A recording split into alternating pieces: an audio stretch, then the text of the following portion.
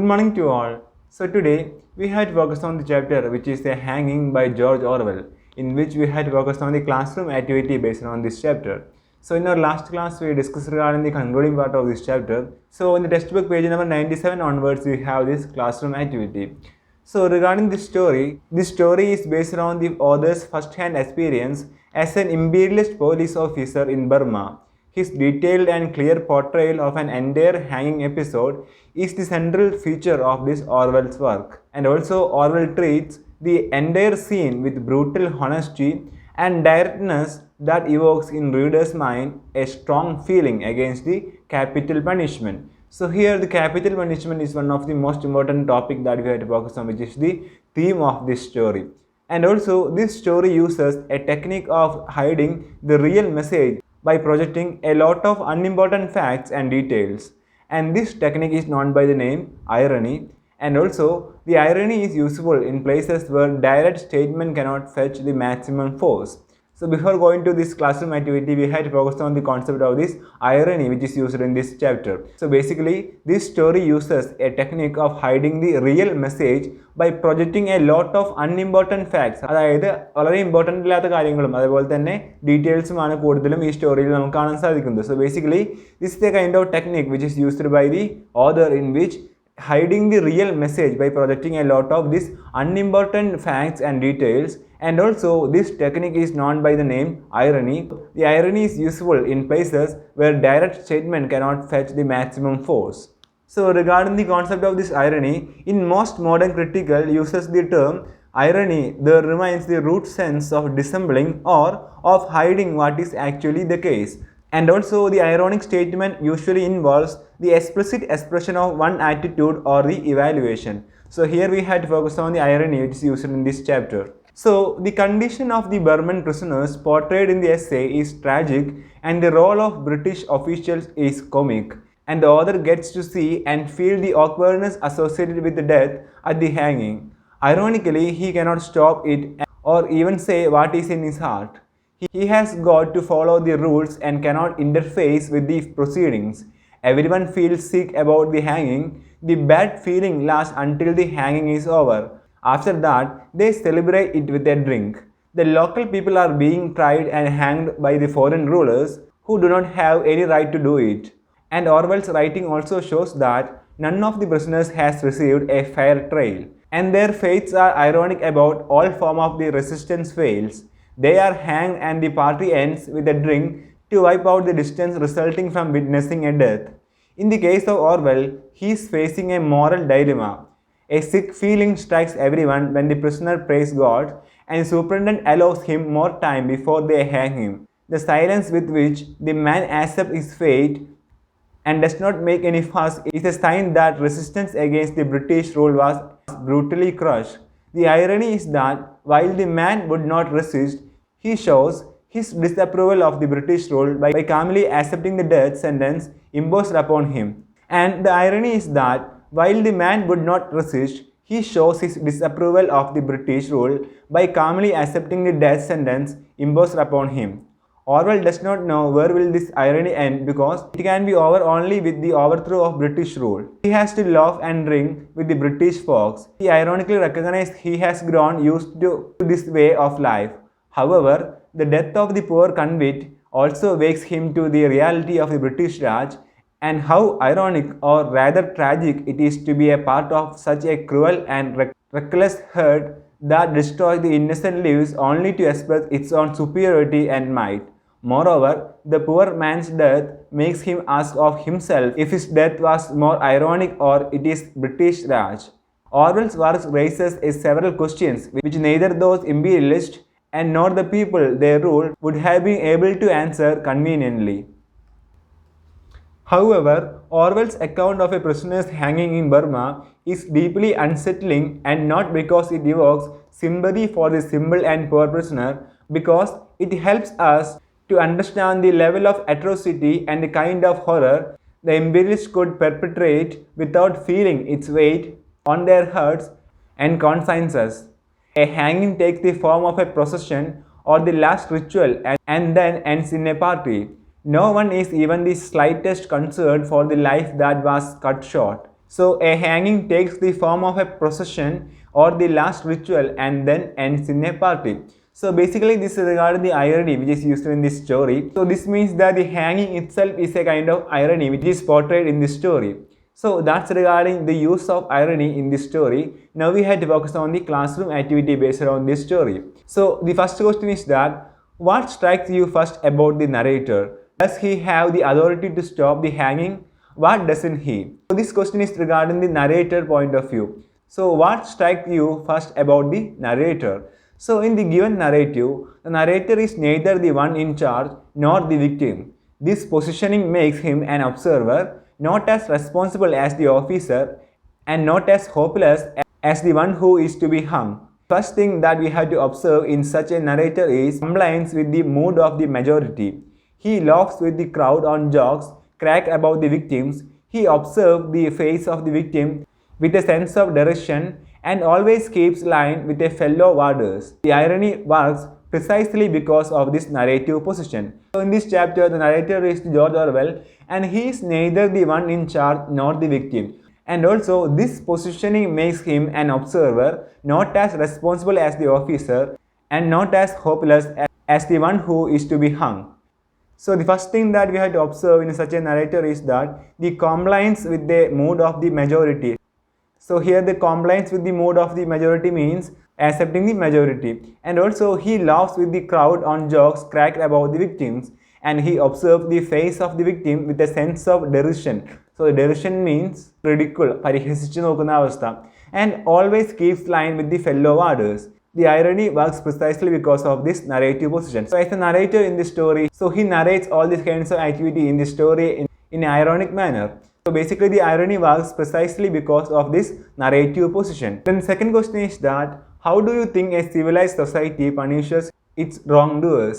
So this means that a civilized society എങ്ങനെയാണ് ഇത്തരത്തിലുള്ള ഒരു റോങ് ഡൂവേഴ്സിനെ എങ്ങനെയാണ് അവർ പണിഷ് ചെയ്യുന്നത് എന്നാണ് ഈ ക്വസ്റ്റ്യൻ പറയുന്നത്. So basically a civilised group of people would not believe in punishment but corrective measures that do not employ force or violence. So in the chapter, a group of people punish a man by hanging him to death.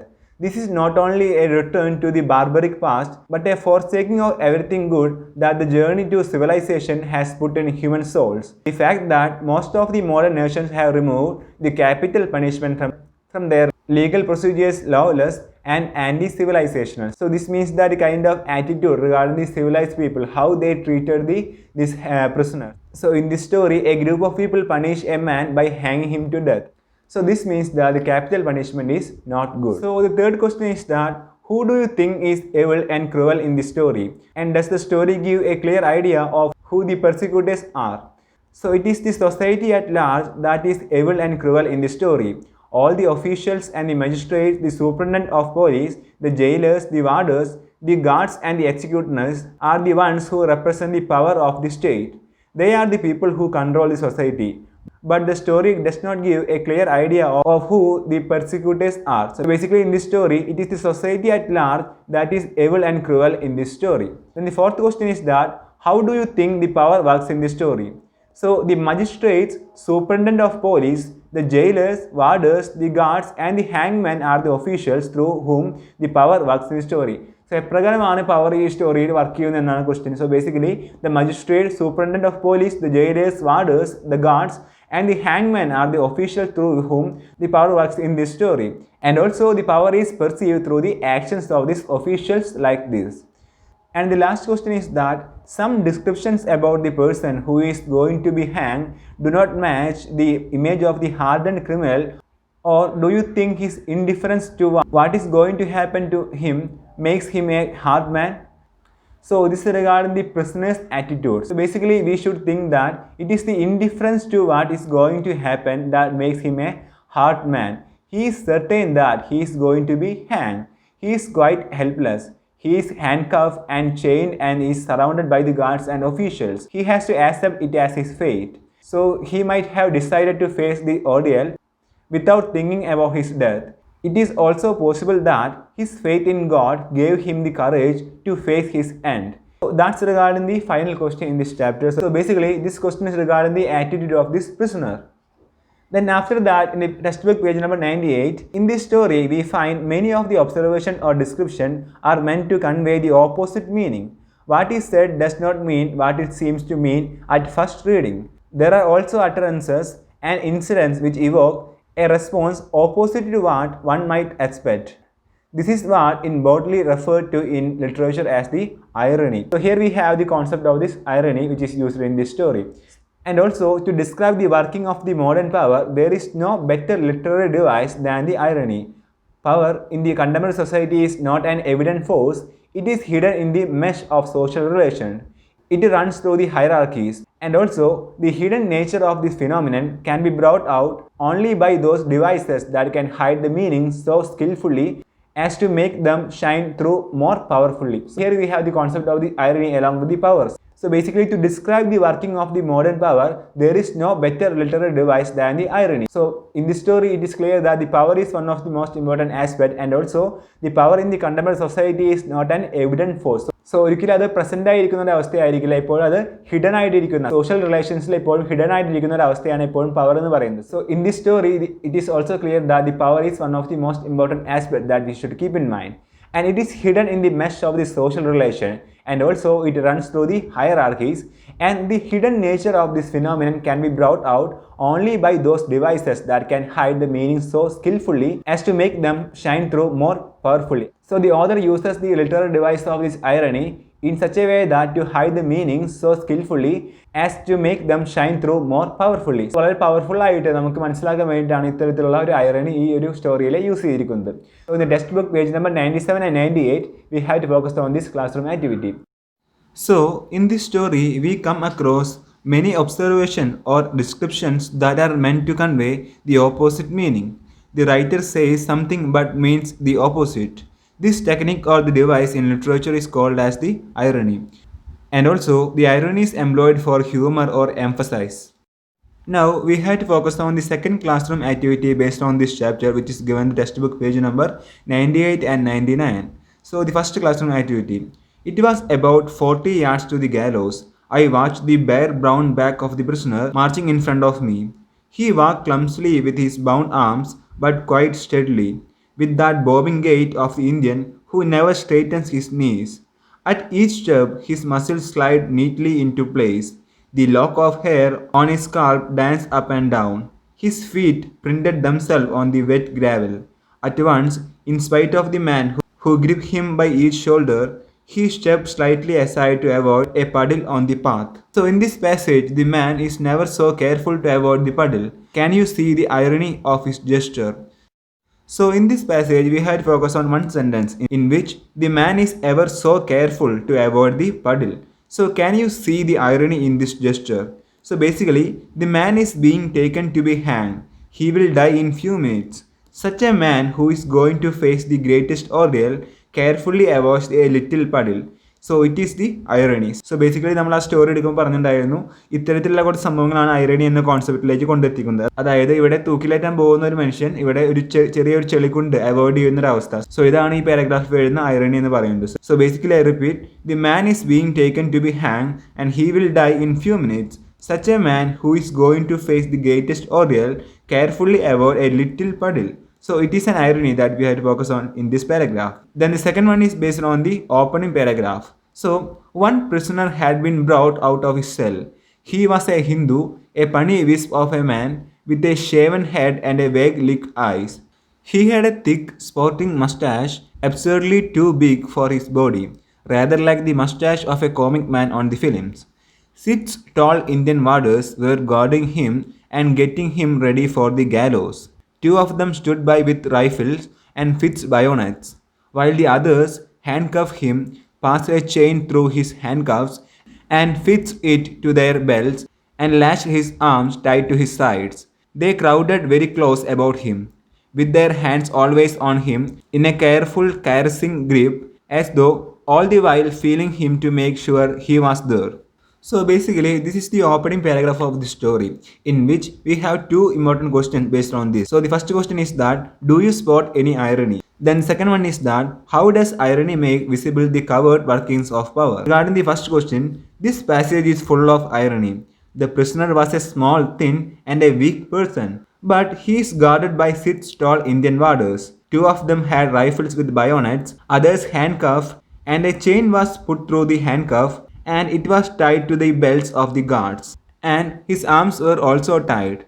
They were also holding him. There is continued irony in the way this little man being guarded by so many huge men with many precautionary measures. So it is clear that in this passage there are full of irony in it, and also the prisoner was a small, thin and a weak person, but he is guarded by a 6 tall Indian warder. So this is also a kind of irony that we should keep in mind, in which ഈ ഒരു prisoner എന്ന് പറയുന്നത് വളരെ വീക്കായിട്ടുള്ള വളരെ ക്ഷീണിതനായിട്ടുള്ള ഒരാളാണ്. But this prisoner is guarded by 6 tall Indian wards. So this is the first irony that we should keep in mind. Two of them had rifles with bayonets, others handcuffed, and a chain was put through the handcuff and it was tied to the belts of the guards. And his arms were also tied. They were also holding him. So this is the second irony that we should keep in mind regarding this passage, in which this little man being guarded by so many huge men with many precautionary measures. So ഇത്രയ്ക്കൊരു വീക്കായ ഒരു മനുഷ്യൻ്റെ മേലെ ഇത്തരത്തിലുള്ള വലിയൊരു മുൻകരുതലാണ് ഇവിടെ എടുക്കുന്നത്. So basically this is also a kind of irony that we should keep in mind. So here we have two important irony in this passage. So the first one is that this prisoner was a small, thin and a weak person, but he is guarded by the 6 tall Indian guards. The second one is regarding the precautionary measures taken by the guarders over these prisoners. Now we have the second question based on this passage. So the question is that how does irony make visible the covert workings of power? So എപ്രകാരമാണ് ഇത്തരത്തിലുള്ള irony അധികാരത്തിൻ്റെ ഒളിഞ്ഞു കിടക്കുന്ന പ്രവർത്തനങ്ങളെ വെളിവാക്കുന്നത് എന്നാണ് ഇവിടെ നമുക്ക് നോക്കാനുള്ളത്. So basically this is also a kind of power. So എങ്ങനെയാണ് എപ്രകാരമാണ് ഇത്തരത്തിലുള്ള ഒരു ഐറണി യൂസ് ചെയ്തിട്ട് എത്തരത്തിലാണ് ഈ പവർ അല്ലെങ്കിൽ ഈ കൺട്രോൾ എങ്ങനെയാണ് ഇത് കാണിക്കുന്നത് എന്നാണ് നമുക്ക് ഈ ഒരു ക്വസ്റ്റിനോട് നോക്കാനുള്ളത്. So basically in this story irony makes the covert workings of power through the way a small thin man is guarded by 6 tall men. Two of them had rifles with bayonets. The man was handcuffed, chained, and tied to the belts of guards. Besides, they held him so that he is also surrounded by magistrates, police superintendent, jailers, and warders. And all these kinds of things make the covert workings of the power visible. So here we had to focus on that, how the power works in this story. So the first one is that in this story, the irony makes the covert workings of power through the way a small thin man is guarded by 6 tall men. This weak person was guarded by the 6 tall men. So this signifies that the kind of this power over the subordinates. So here we have the two important division. The first one is the dominant one, second one is the subordinate one. So the dominant one is the warder, and regarding the subordinate, it is the prisoner. So basically the irony makes the covert workings of power through the way of this small thin man who is guarded by this 6 tall men. And two of them had rifles with bayonets, and the man was handcuffed, chained, and tied to the belts of guards. Besides, they held him so that he would not run away. He is also surrounded by magistrates, police superintendent, jailers, and warders. So all these kinds of things make the covert workings of power visible.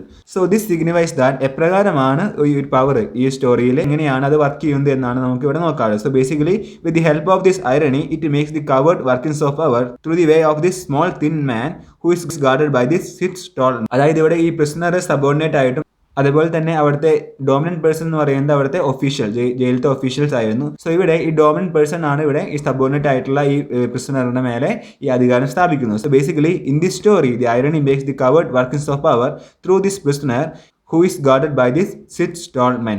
So that's regarding the second question based on this classroom activity. So these are the two important classroom activities that we should keep in mind. From page number 97 to 99, we have these two classroom activities based on this chapter. So that's regarding this chapter. So that's regarding this classroom activity. So today we discussed regarding this classroom activity as well as this concept of this irony which is used in this story. And also the power is one of the most important aspect which is used in this story by the author. So that's for today. Thank you. Happy learning.